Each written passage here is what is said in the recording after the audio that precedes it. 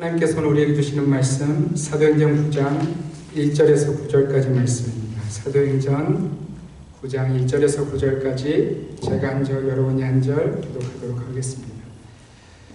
사울이 주의 제자들에게 대하여 여전히 위협과 살기가 등등하여 대제사장에게 가서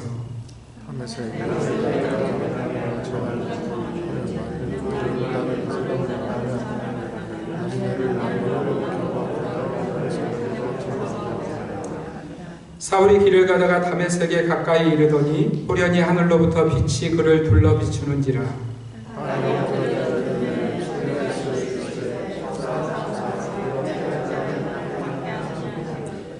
대답하되 주여 누구시니이까 이르시되 나는 내가 박해하는 예수라.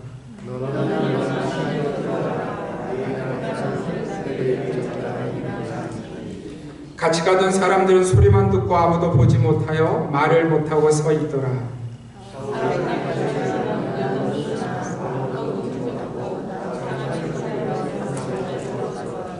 함께 읽겠습니다. 사흘 동안 보지 못하고 먹지도 마시지도 아니하니라. 아멘. 언젠가 제가 존경하는 지금은 소천하신 목사님의 설교를 듣다가 목사님 설교의 서론에서 이런 질문을 받고 제게 큰 충격, 제 마음에 깊이 남은 적이 있습니다. 아마도 그분이 교회를 개척하시고 이제 갓 2, 3년이 지난 그 교회의 탄생 기념주일 설교였던 것 같아요. 그분의 질문은 이것이었습니다. 사랑하는 성도 여러분, 여러분은 만약 여러분이 다닐 교회를 정해야 한다면 어떤 교회를 고르시겠습니까? 먼저 주어진 교회는 성도들이 그저 행복한 교회가 첫 번째 답이었고요. 또 하나의 교회는 훈련하는 교회, 날마다 예수 그리스도를 닮아가기 위해서 훈련하는 교회. 여러분, 저는 이 질문을 오늘 우리 주님의 교회 성도들에게 한번 드리고 싶어요. 여러분이 만약 교회를 다시 정해야 한다면 어떤 교회를 고르시겠습니까? 그저 모든 일이 평안하고 행복한 교회? 물론 이 교회의 성도들은 이 땅을 사는 동안은 이 땅의 조건들로 행복하겠지만, 그러나 그들이 누리는 그 세상의 행복이 하나님 나라에 들어갈 자격과 조건은 만들지 못할 것입니다. 그러나 여러분도 아시다시피 훈련하는 교회, 여러분 이 교회의 성도는 그야말로 피곤합니다. 제가 전공하던 그 목사님 교회 역시도 제자 훈련을 하는 교회였는데요. 그 목사님은 계속해서 성도들에게 그리스도를 닮아야 한다고, 그 일에 여러분의 삶을 드려야 한다고 들들 볶는 그런 교회였어요. 여러분 어떠세요? 그저 이 세상에서는 행복한 교회, 그리고 또 한 교회는 계속해서 훈련하는, 날마다 변해야 한다고, 날마다 그 자리에 서 있으면 안 된다고 들들 볶는 그런 교회. 여러분, 그러나 이 교회는 아시다시피 이 세상을 이렇게 그리스도 중심으로 사니 하나님 나라의 백성을 만들어내겠죠. 사랑하는 성도 여러분, 여러분이 만약 지금이라도 다시 교회를 정하신다면 어떤 교회를 선택하시겠습니까? 그저 행복한 교회? 훈련하는 교회? 문제는 이 세상을 지나가는 성도들 중에 목사님 당연히 후자지요. 목사님 그런 질문이 어디 있어요? 내가 만난 예수 그리스도를 생각하면, 나를 사랑하셔서 나를 위해서 십자가에서 죽으신 그 하나님의 아들을 생각하면, 그 하나님 아버지의 마음을 생각하면, 그분의 사랑을 생각하면 그건 질문도 될 수 없죠. 우리는 날마다 그분을 닮아가야죠. 그게 당연한 일 아니겠습니까? 라는 대답이 우리 가운데 있어야겠죠. 그런데 여러분, 어느새 우리의 마음은요, 온통 행복에 가 있어요. 이 세상에서 어떻게 하면 더 행복할 것인가? 이 세상에서 어떻게 하면 내 자존심 상하지 않고 나를 지키며 살 것인가? 이 세상에서 어떻게 하면 다른 사람들보다 조금 더 나은 자리에 올라가서 세상이 말하는 행복의 사람이 될 것인가에 우리의 마음이 가 있다는 거예요. 여러분, 안타깝게도 이런 생각이 성도들 안에도 깊숙이 깊이 들어와 있다는 거예요. 오늘 그런 의미에서 성경이 보여주는 한 사람, 이 사람의 인생은요, 그야말로 훈련의 인생이었습니다. 여러분, 사울이라는 인생이에요.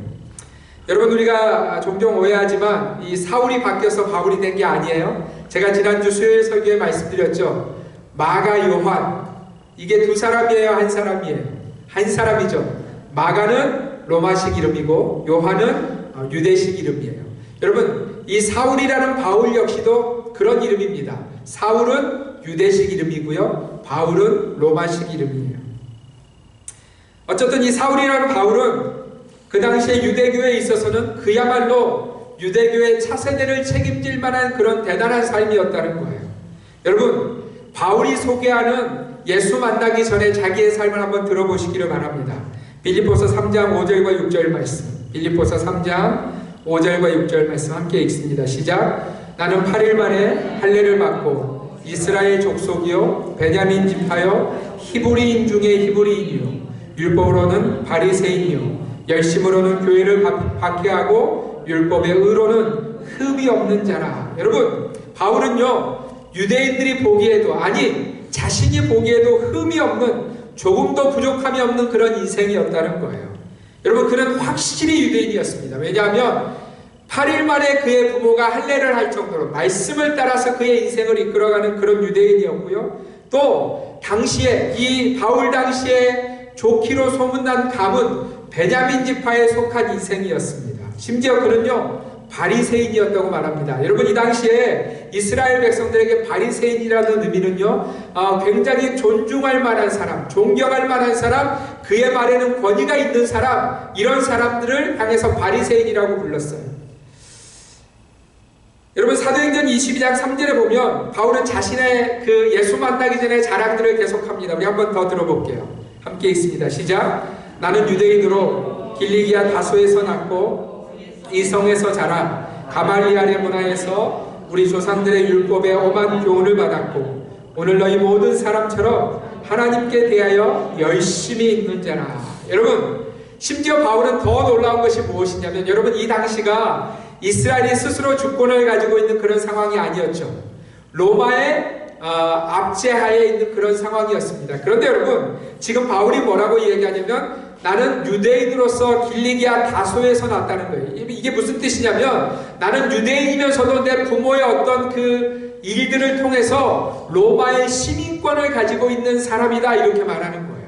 여러분, 그러니 이 바울은요, 유대인으로서도 펄펙했고 세상을 사랑하는데도 펄펙한 인생처럼 보인다는 겁니다.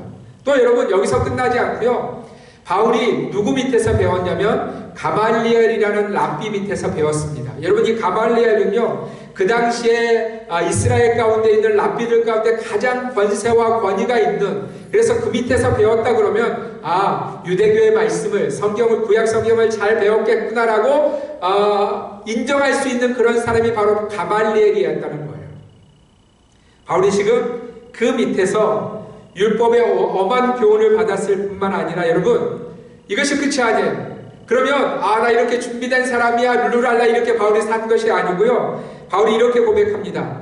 오늘 너희 모든 사람처럼 하나님께 대하여 무엇이 있었다고요? 열심히 있었다고요. 여러분, 열정과 열심히 그 인생 가운데 있었다는 거예요. 여러분, 그야말로 완벽한 인생 아닙니까? 세상적으로 보면 조금도 부족함이 없는 그런 인생. 사실상 이 세상의 대부분의 사람들이 나 바울처럼 되고 싶어 할 정도의 그런 삶이 아니냐는 거예요. 또 우리 부모님들이 우리 자녀들을 너는 좀 이런 인생이 되라 라고 말할 정도의 그런 모든 자격과 조건을 가지고 있던 삶이 바울의 삶이었다는 거예요. 그런데 여러분, 조금 전에도 말씀드렸지만 그런 백그라운드만 가진 것이 아니라 바울 스스로도 열심과 열정이 있는 그런 인생. 여러분, 그런데 이렇게 완벽하게 보이는 바울의 삶의 방향에 대해서 우리가 먼저 주목할 필요가 있어요. 바울은 자신의 백그라운드를 무슨 자랑하거나 그것에 만족하고 있는 것이 아니고요, 자신의 열정을 향해서 가지고 자기가 원하는 삶의 방향을 향해서 열심히 달려가고 있었다는 거예요. 자신이 가는 길이 하나님이 원하시는 길이야 라고 착각하면서 열심히 그 길을 달려가고 있었다는 거예요. 여러분, 바울이 얼마나 열심히 있었는지 성경 곳곳에서 발견하게 되어지는데요. 우리 사도행전 7장 58절 함께 읽겠습니다. 시작. 성 밖으로 내치고 돌로 칠세 증인들이 옷을 벗어 사울이라는 청년의 발 앞에 두니라. 여러분, 이 말씀은요, 우리가 이미 보았지만 사도행전 7장의 스데반의 순교의 장면입니다. 여러분, 그런데 그 순교의 장면에 누가 서 있어요? 사울이라는 바울이 서 있어요. 여러분, 그런데 이 바울의 위치가 단순하게 사람들이 이 돌 던질 때 겉옷이 불편하니까 옷 지켜주는 그 자리에 서 있는 위치가 아니라는 거예요. 그 당시 역사에 따르면, 그 당시 교회 역사에 따르면, 유대교의 역사에 따르면 어떤 일이 있었냐면, 누군가가 하나님의 이름을 모욕하는 일로 인해서 그 사람을 죽여야 할 때 사람들이 돌로 그를 쳐서 죽일 수 있다고 되어져 있었어요. 그런데 여러분, 그 일이 일어나는 순간에 누군가 한 사람을 세워서 그 일이 말씀 가운데 벗어나지 않다는 컨펌을 받는 역할을 하는 사람이 있었다는 겁니다. 그리고 그 사람 앞에 자신들의 겉옷을 벗어놓고 이 일이 하나님 앞에 맞습니까? 라고 묻는 그런 위치에 사람이 있었다는 거예요. 근데 여러분, 그 위치에 지금 누가 있어요? 사울이라는 바울이 서 있어요. 여러분, 바울이요, 그 당시 유대교 속에서도 결코 작은 자가 아니었음을 말씀해 주는 거예요. 여러분, 뿐만 아니라 이 바울이 유대교에서 얼마나 이 대단한 위치를 가지고 있었는지 보여주는 말씀이 오늘 본문에 등장합니다. 우리 1절과 2절 말씀 함께 읽습니다. 시작. 사울이 주의 제자들에 대하여 여전히 위협과 살기가 등등하여 대제사장에게 가서 다메섹 여러 회당에 가져갈 공문을 청하니, 이는 만일 그 도를 따르는 사람을 만나면 남녀를 막론하고 결박하여 예루살렘으로 잡아오려 함이라. 여러분, 지금 사울이 누구 앞에 서 있어요? 누구 앞에 나아가서 공문을 받고 있죠? 대제사장 앞에 나아가서. 여러분, 사울의 위치가 보이세요? 사울은요, 대제사장에게 나아가서 공문을 달라고 요청할 수 있을 만큼의 권위를 가진 그런 인생이었다는 거예요. 여러분, 그런데 아까도 제가 말씀드렸지만 사울이 그런 위치만 가진 것이 아니라 열정과 열심도 가진 사람이라는 것을 성경은 보여주고 있어요. 여러분, 사울이요, 지금 예루살렘에만 머물고 있는 것이 아니라 다메섹이라는 곳을 향해서 나아갑니다. 여러분, 이 다메섹은요, 지금의 다마스커스인데 이스라엘 땅이 아니라 시리아 땅에 있는, 시리아의 수도가 바로 이 다메섹입니다.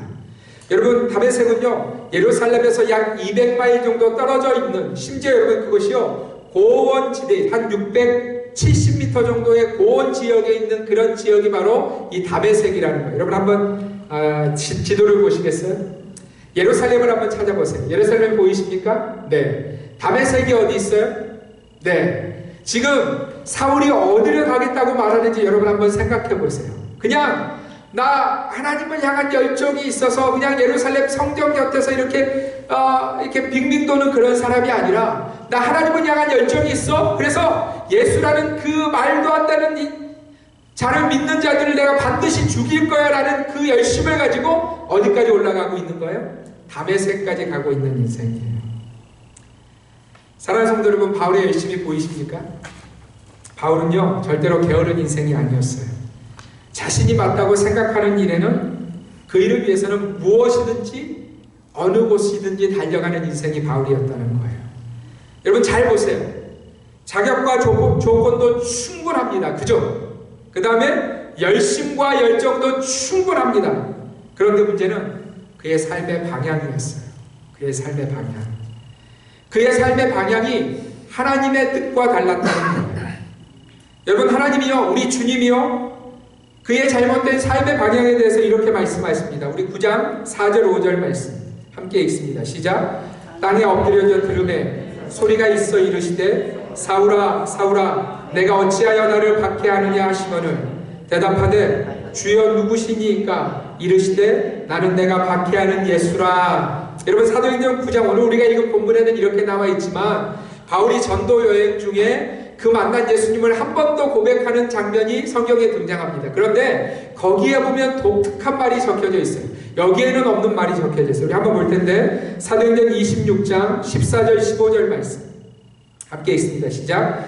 우리가 다 땅에 엎드려지매 내가 소리를 들으니 히브리 말로 이르되 사울아 사울아 내가 어찌하여 나를 박해하느냐 가시채를 뒷발질하기가 내게 고생이니라. 내가 대답하되 주님 누구시니이까? 주께서 이르시되 나는 내가 박해하는 예수라. 여러분 26장에 뚜렷이 나타나 있는, 9장에는 없지만 26장에 나타나 있는 한 문장이 있어요. 그게 뭐냐면 가시채를 뒷발질하기가 내게 고생이니라 라는 말씀이 주님의 입술을 통해서 바울에게 주어진 말씀이라는 거예요. 여러분 여기서 가시채는요 가시채찍을 말합니다. 이 가시채찍은 뭔지 여러분 한번 상상해 보시면, 여러분 예수님이 로마의 병정들에게 채찍을 맞을 때 일반적인 그냥 채찍이 아니라 그 채찍에 무엇이 있었죠? 예, 가시도 붙어 있었고 쇠 조각도 붙어 있었고 유리 조각도 붙어 있는, 그래서 한번 때릴 때마다 살점이 떨어져 나오는 그런 채찍이었잖아요. 기억하시죠? 여러분 이 당시에 소나 말을 끄는 주인들이요, 이 소나 말이 언제나 말을 듣는 게 아니잖아요. 그죠? 그래서 자신들의 방향을 고집할 때 그 방향을 이렇게 바꿔주는 그 도구가 뭐였냐면 채찍이었어요. 그런데 그 채찍을 이렇게 때릴 때마다 종은 그 짐승들은 깨닫고 방향을 주인의 마음에 맞게 바꾸는 거죠. 그런데 주님이 지금 바울에게 뭐라고 말씀하시냐면 가시채를 뒷발질하기가 내게 고생이니라. 그러니까 주님은 바울의 인생을 바꾸어 놓고 싶어 하시는 거예요. 계속해서 말씀하시는 거예요. 심지어 채찍을 때리시면서도 말씀하시는 거예요. 근데 여러분 한번 상상해 보세요. 소를 끌고 가는 주인이 채찍을 때렸어요. 그러면 소가 어떻게 해야 돼요? 방향을 바꿔야죠. 근데 이 소가 지금 뭐 하고 있어요? 뒷발질하고 있어요. 그러니까 주인은 야야야 이렇게 바꿔 하는데 그 채찍 때릴 때마다 뒤로 뒷발질하고 있는 거예요. 여러분 지금 누구의 삶이 그렇다는 거예요? 바울의 삶이 그렇다는 거예요. 그 길을 가기를 거부하고 있는 거죠. 주님께서는 그를 부르셔서 온전히 하나님 나라를 위해서 그를 사용하시려고 이미 작정하셨는데 바울은 그 길을 가려 하지 않는 거예요. 자신이 고집하는 그 길을 열심히 달려가고 있는 것이 바울의 삶의 모습이었다는 거예요. 사랑하는 성도 여러분, 우리의 모습 아니죠.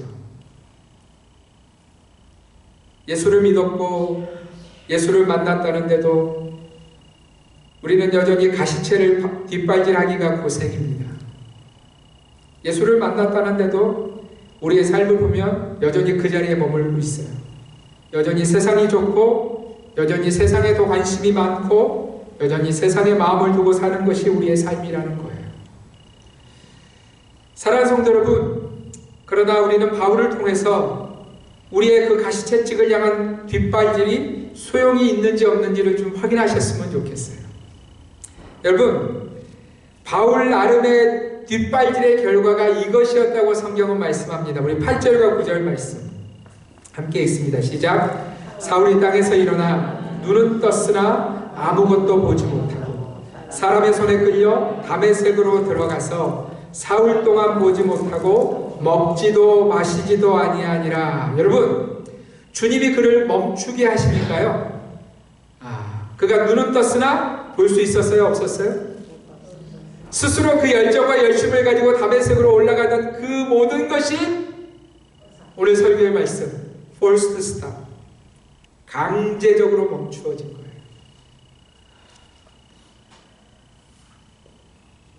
그는 사흘 동안이나 볼 수 없었고요, 먹을 수도 마실 수도 없었다고 성경은 기록하고 있어요. 사랑하는 성도 여러분, 저는 바울의 인생을 통해서 하나님이 사용하시는 사람의 모습, 아니 하나님이 부르신 사람의 삶의 모습을 봅니다. 여러분, 예수를 만난 바울이, 그것도 부활하신 예수님을 만난 바울이요, 그래서 사도로 부르심을 받은 바울이요, 하나님이 그를 어떻게 바꾸어 놓으셨는지를 저와 여러분들이 주목하셔야 돼요. 여러분, 제가 조금이라도 말씀드릴 수 있지만 목사님 그건 바울이니까 좀 특별하잖아요. 여러분 정말 그럴까요? 성경은 그렇게 우리에게 가르쳐주고 있지 않아요. 여러분들이 잘 기억하시면서 우리의 삶의 모습이 바울이 되어야 됨을 기억하시면서 이 말씀을 들으셨으면 좋겠어요. 여러분, 하나님은요 바울에게 그전에도 끊임없이, 그러니까 강제적으로 멈추시기 전에 바울에게 이미 말씀하고 계셨어요. 여러분 한번 들어보실래요? 우리가 아까 보았지만 스데반의 그 마지막 죽음의 순간에도 하나님은 바울에게 말씀하고 계셨어요. 우리 말씀을 한번 볼 텐데 사도행전 7장 59절과 60절 말씀 함께 읽습니다. 시작. 그들이 돌로 스데반을 치니 스데반이 부르짖어 이르되 주 예수여 내 영혼을 받으시옵소서 하고 무릎을 꿇고 크게 불러 이르되 주여 이 죄를 그들에게 돌리지 마옵소서. 이 말을 하고 자니라. 여러분 한번 상상해 보세요. 여러분들이 스데반의 자리에 있어요. 누군가가 여러분들을 향해서 돌을 던지고 있어요. 여러분 그 순간에 여러분 뭐라고 얘기하실까요? 어떻게 반응하시겠어요? 화내지 않겠어요? 야! 내가 뭘 잘못했는데 왜 나한테 돌 던져? 여러분 이런 태도가 우리의 삶의 태도 아니겠습니까? 그게 당연하잖아요. 그죠? 그게 하나님 없는 인생이라면 당연한 삶의 반응이잖아요. 근데 여러분 바울은 거기에 서서도 하나님의 메시지를 듣지 못한 거예요. 여러분 스데반이 뭐라고 지금 고백하고 있냐면 그 사람들의 그 이갈린 돌을 맞으면서도 이렇게 고백하고 있어요. 주 예수여 내 영혼을 받으시옵소서. 여러분 누가 이렇게 말할 수 있을까요? 누가 그 죽음의 순간에 이유 없이 돌 맞는 그 순간에 주 예수여 내 영혼을 받으시옵소서라고 고백할 수 있을까요? 바로 살아계신 예수님을 만난 자만이, 영원한 하나님 나라의 소망을 가진 자만이 그렇게 고백할 수 있다는 거예요.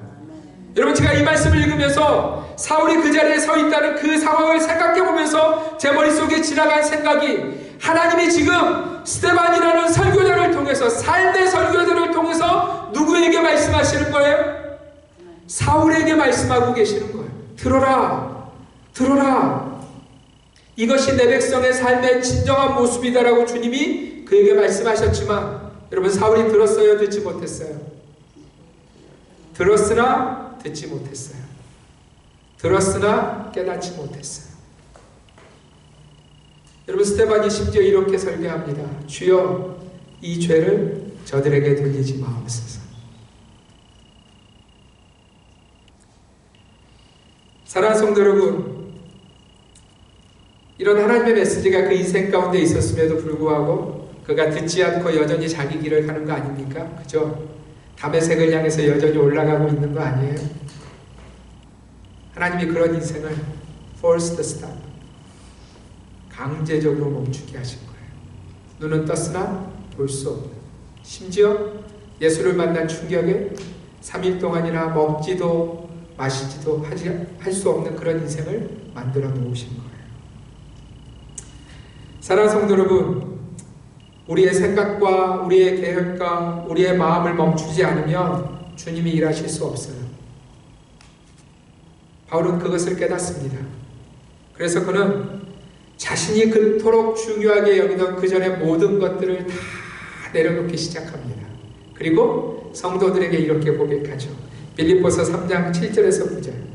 여러분 바울의 고백을 한번 들어보세요. 우리 함께 읽겠습니다. 시작.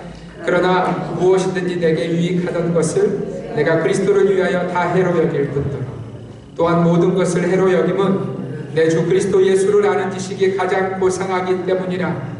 내가 그를 위하여 모든 것을 잃어버리고 배설물로 여김은 그리스도를 얻고 그 안에서 발견되려 함이니 내가 가진 의는 율법에서 난 것이 아니요 오직 그리스도를 믿음으로 말미암은 것이니 곧 믿음으로 하나님께로부터 난 의라.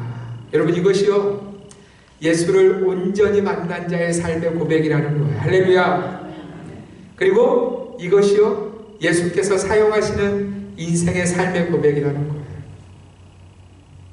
무엇이든지 내게 유익하던 것을, 이 땅의 모든 것을, 내가 그토록 추구해 오던 것을 그리스도를 위하여 어떻게 여긴다고요? 해로 여길 뿐만 아니라 배설물로 여긴다는 거예요. 왜냐하면 주 예수 그리스도를 내가 아는 것이 가장 고상하기 때문에. 여러분 그런 장면 한번 떠올려 보실래요? 내 앞에 수많은 보석들이 있어요. 그런데 내가 가질 수 있는 것이 오직 내 손이 2개니까 보석 2개라고 한번 생각해 보세요. 그럼 여러분 어떤 거 고르시겠어요? 할렐루야. 제일 좋은 거, 그죠? 다이아몬드. 제일 좋은 거 고르지 않겠어요? 그 옆에 무슨 뭐 이렇게 뭐 루비도 있고 뭐도 있지만 여러분, 딱 내 손이 두 개니까, 덩치가 크니까 딱 두 손에 이렇게 가질 수 있다면 당연히 다이아몬드 고르지 않겠어요? 이게 지금 바울이 그거 얘기하는 거예요. 내 인생에 나를 위해서 수많은 것들을 내가 막 채워왔는데 어느 날 예수 그리스도를 만나고 보니까 그 예수 그리스도가 내게 가장 고상한, 내게 가장 소중한 보물이라는 것을 바울이 깨닫고 이건 다 버렸다는 거예요. 배설물로 여기고 나 오직 예수 그리스도만 내가 붙들고 살아갔다, 이렇게 고백하는 거예요.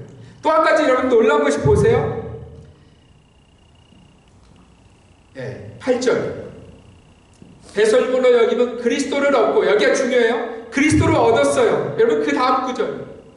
그 안에서 발견되려 함이니. 여러분 이 말씀이 너무너무 중요해요. 무슨 말씀이냐면 내 안에 그리스도가 발견되었음에도 불구하고 내가 그리스도를 내 안에 붙들지 않으면, 가장 고상하다고 그것을 붙들지 않으면, 여러분 이 말씀은 뭐냐면 그 안에서 발견되려 함이니, 이 말씀을 뒤집어 보면 그리스도가 내 안에 없으면 내가 그분 안에서 발견될 수 있다는 거예요, 없다는 거예요?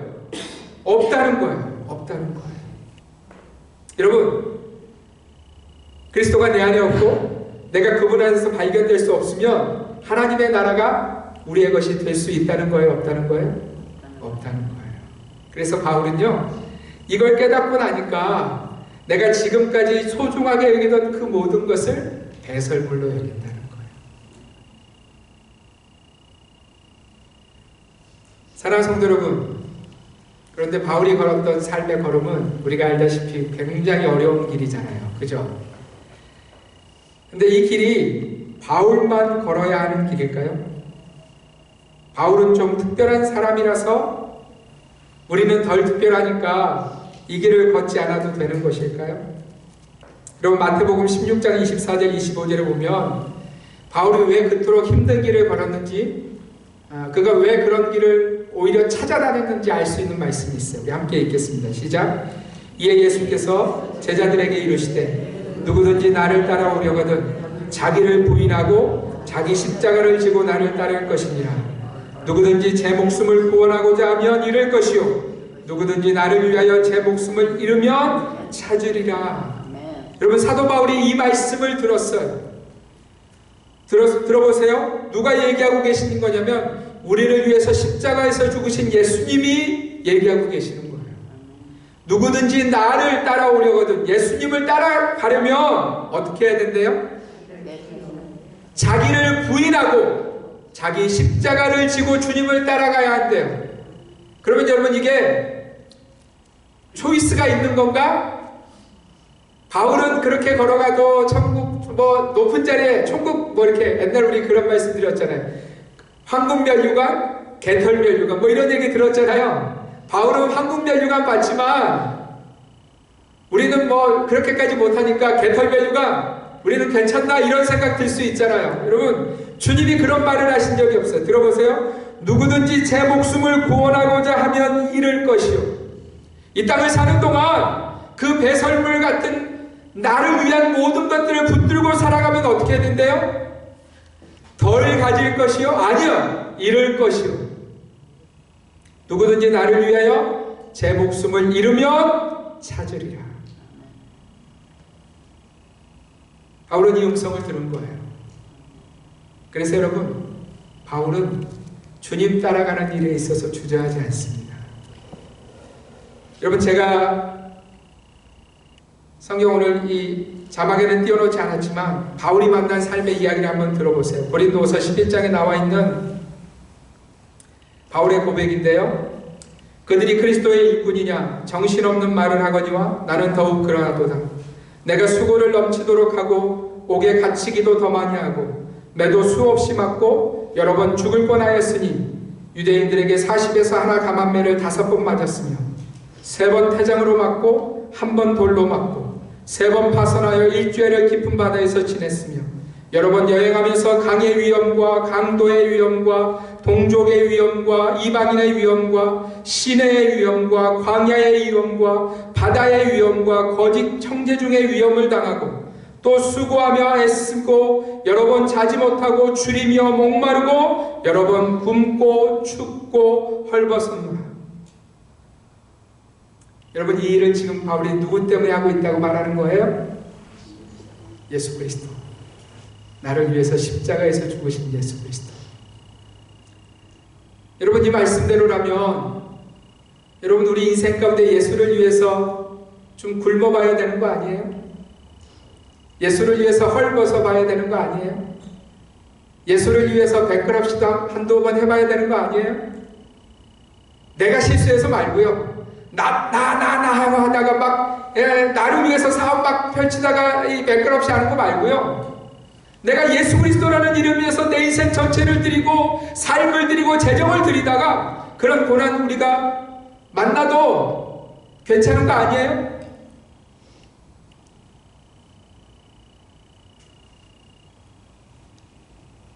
여러분, 바울이 왜 이런 삶을 살았을까요? 그냥 예수 만났으니까, 부활하신 예수님 만났으니까 예루살렘 근처에서 또 안디옥 교회에서 적당히 말씀 전하고 성도들에게 예수가 중요하다고 이야기하고, 여러분 그런 인생 살 수도 있었잖아요, 바울이. 그죠?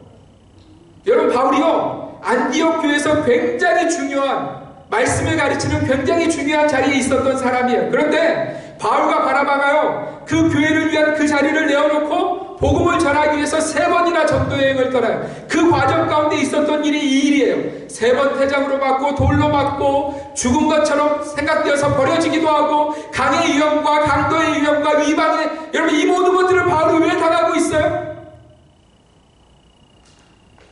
누구든지 제 목숨을 구원하고자 하면 잃을 것이요 누구든지 나를 위하여 제 목숨을 잃으면 찾으리라. 이 주님의 말씀 때문에 바울이 그 삶의 걸음을 걸어가고 있는 거예요. 주님 안에서 발견되고자.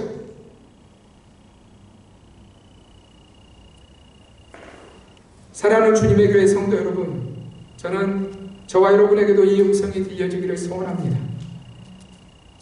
예수를 믿는 것은, 예수를 따르는 것은 이 길을 걸어가는 거예요. 바울만 그 길을 가도록 부름받지 않았어요. 예수 그리스도의 십자가를 자기의 것으로 받는 모든 자가 그리스도를 위해서 이 삶의 부르심을 받은 것이라는 것을 저와 여러분이 기억하셔야 돼요. 사랑하는 주님의 교회 성도 여러분, 아직도 내가 살아있어서 내 생각과 내 고집과 내 자존심 같은 것이 살아있어서 바울은 배설물이라고 우리에게 끊임없이 말하는 것들 때문에 여전히 흔들리고 여전히 고민하는 인생이라면 오늘 우리에게 주님의 음성이 들려주기를 주님의 이름으로 부탁드립니다. 말씀을 마치면서 다시 한번 여러분들에게 질문하고 싶어요. 사랑하는 주님의 교회 성도 여러분, 여러분은 만약에 다시 한번 교회를 골라야 한다면 행복한 교회를 고르시겠습니까? 아니면 주님을 닮은 고난 가운데 있어도 어려움의 걸음을 걸어가도 예수 안에서 발견되고자 하는 그 고난도 내게 기쁨이라 고백하는 그 훈련받는 교회를 선택하시겠습니다.